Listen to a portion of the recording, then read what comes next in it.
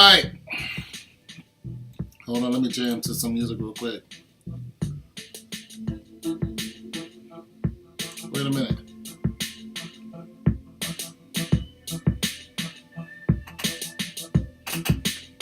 That's why I don't go to the club no more, because I don't know how to dance anymore.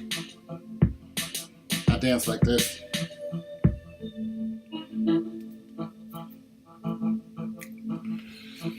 Doesn't work. The women don't like it. They kind of look like... If a woman gives you that look, then you got some issues. She goes, yeah, that's not flattering. Anywho, hair.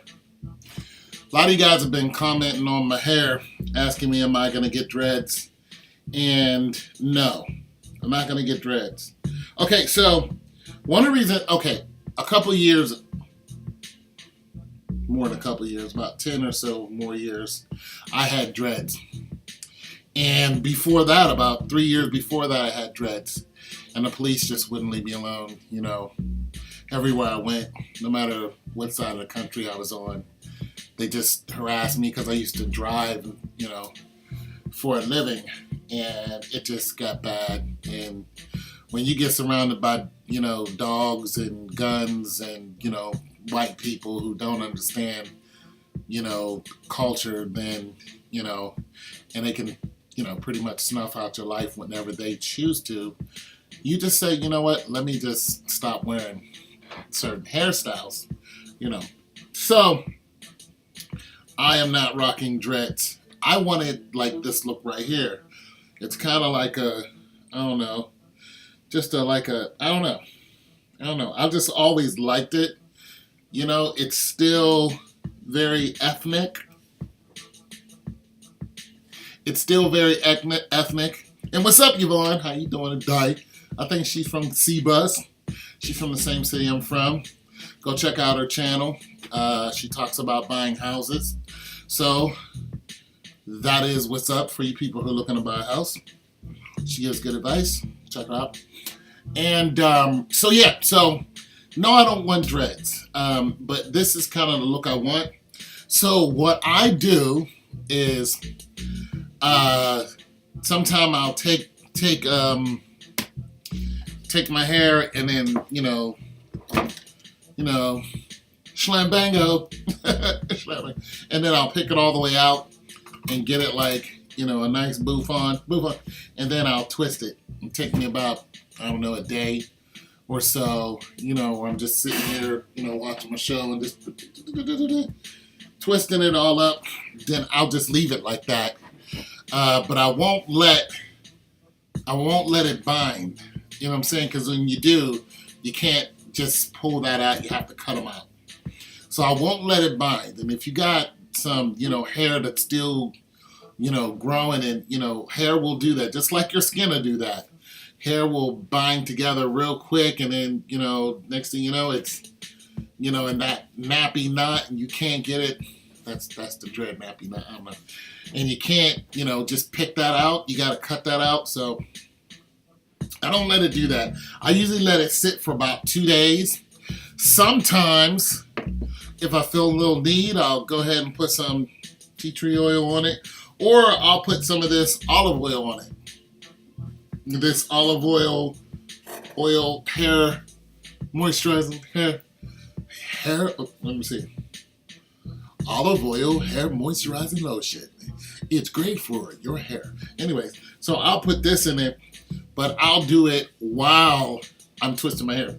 So what I'll just take a little dab, you just need a little dab, and that'll do ya. And then I'll go ahead and, you know, take me just a nice little section, and I'll go ahead and, you know, section it off, and boom, bam, beans and ham, and just go ahead and twist it. Just twist it up like so, and then boom, you know, I got the little twisty do, and it helps it stay, you know what I'm saying? And then when I break it apart, it's like really, you know, boom, bam, beans and ham, moist and whatnot. So, you know, keeps my hair strong, you know what I'm saying? I got a little bald spot here too. I don't really like a little bald spot. But nonetheless, my hair is still growing. You know what I'm saying? It's still growing. And so this is kind of the look I want. And, I'm not trying to impress anybody. I'm just doing stuff with my hair. Now, I have sisters. And I have 2 sisters that are 10 years younger than me. So when I was in my teens, they were just little whippersnappers. And I would be doing their hair. You know what I'm saying? Greasing their scalps and stuff like that and picking it out. I used to watch my mom do stuff like that. And I was just like, that's pretty cool how you can design, you can make somebody's hair like a whole mural will be up there and you can just have a whole expression just with hair. So, me being an artist, and yes, I went to art school, 2 years of art school.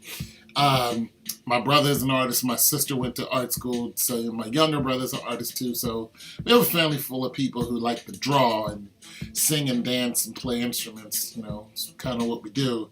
And we get a lot of that from, our mother, who was a consummate artist. She sang. She could draw like no other.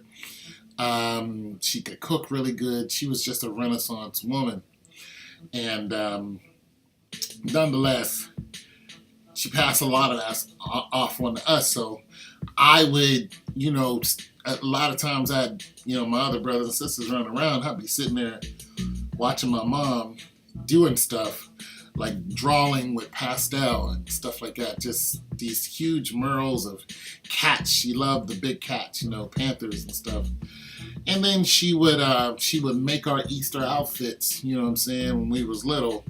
So she would have you guys know what that is? Nobody knows what that is. She would have a sewing machine. She'd have 2 of them. And she'd get the thread in her mouth. And I'd be standing there and she'd be like, Tony, hand me that. And I would hand her the patterns and she would take it and with the thread and spool. And I was just fascinated by her. So I picked up a lot of that from her. So that's kind of, it's not even so much of me expressing myself. Like I'm not going out and saying, boom, bam, beans and ham, look at this. I'm just messing around with it. Sometimes I cut it where a box cut. Sometimes I cut it all off. So there that is, just to let you guys know what's going on with my hair, because I've had a few people comment, not that it's like, the meaning of your day. But for those of you who are into hair, especially some of you young ladies, and some of you, barbers, men and women, barbers out there, I like tips. You know what I'm saying? I like your, advice on stuff. I'm not gonna go too crazy. I'm not gonna have a whole. I'm not gonna do cornrows, and I'm not gonna wear the big old plaits and stuff like that. This is about as far as I can go. In my age of 52, without feeling like I'm trying to regress into some type of 20s or early 30s. I'm cool with this. Now another thing is I used to be a performer, so poetry and stuff like that. You see a lot of different beautiful people out there doing a lot of stuff with their hair and stuff like that, especially if you go to, do I even need to say it, Atlanta. Let me tell you something about the people that you see in Atlanta and their hairs. The black people. White people too. You got some pretty out there white people doing stuff, But I went to a Roots concert. And there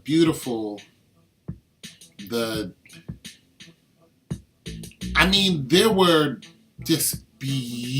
just a sea of beautiful people. It was just amazing. It looked like an art museum of people.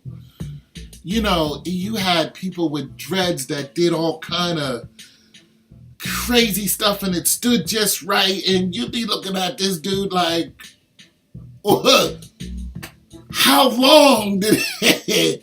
This dude got a Marge Simpson and rocking it like you wanted to just get some info on how long it took this guy to just be him with that hair and to just know how psychedelic he was. When did you realize that you were, psychedelic, brother? Let me interview you. Like, when did you, because it's just beautiful, and just beautiful women, just chocolate sisters, light skin, brown. It was amazing. And we were all in sync, no fights. We were all there for the Roots. Just, the Roots crew, and I think KRS-One came out and said, it was so dope. It was so dope. It was one of the best days of my life. So that did happen in Atlanta, and I'm gonna tell you something. Because the women where I live at now, they were very strange and stuck up. But I had went by myself to that concert, and when I left, I had to like catch the train home. But I had a young lady who would look like something out of a movie. She was so beautiful. She's like, I'll give you a ride to the train station. Didn't know me worth nothing. I never saw her again. I didn't ask her for a number. She did have a man. I wasn't like, ooh, can I get on? But I noticed she noticed me, just kept looking at her like, wow, you're just so gorgeous. And you're like super dope cool. Like, doesn't happen, where I live at. She's just like, she's like, it's no big deal. She's just very gorgeous and very helpful. And I never saw her again. I don't know her name. It wasn't even that type of thing. It wasn't like I need to get on. And I love that about those people there. You didn't have to jump on every beautiful part because there's so many of them. It's like there's beautiful women everywhere. Like you don't just you get yourself one if you can track one down, and a good one who's gonna be with just you and not run around, with everybody else. Just like a man, there's a lot of beautiful guys down there. You get yourself one, you young ladies, and you guys be honest with each other and move on through life, and live your life. So it was good. It was good. I just wanted to throw that in there. About that's why I keep titling this the Why I Left Atlanta series, but I just talk about Atlanta and my experience there. So yeah, it was great. It was the people there were so dope. I walked up to this guy and I said, brother, I just wanted to tell you how fine your woman is. She said, well, you could tell me, but people are fickle here. I was in the ATL, so I was like, you don't just walk up to somebody while they sitting with their dude and be like, you are so fine. God, you get punched in the mouth like that. That's a good way to get punched. So we usually approach the guy and say, yo, bro, you did good. Like, she is the bump. So she was like, you could tell me. And I was like, okay, well, I didn't mean to offend you, but people get offended if you did it the other way around.